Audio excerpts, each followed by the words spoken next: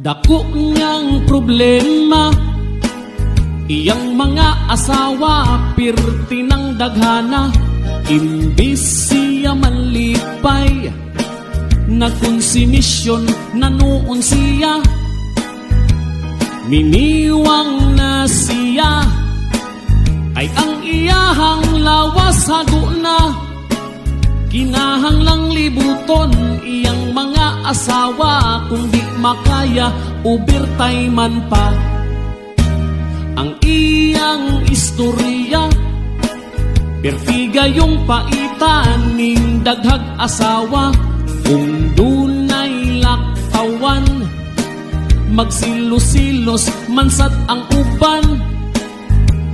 Ang mga asawa sa ilang bana mireklamo na, kay waktaw na kuntinto siniman ang inkwentro. Karon ang bana luoy kaayo.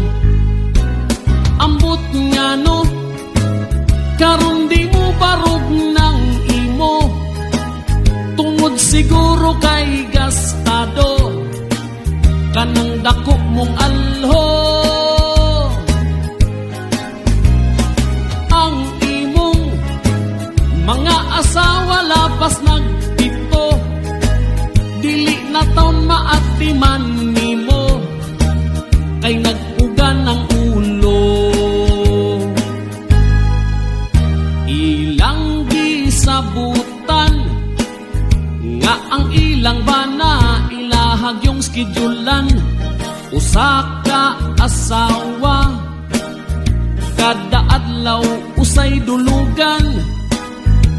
Sugot sad ang uban, apan duna say dili mo tuman.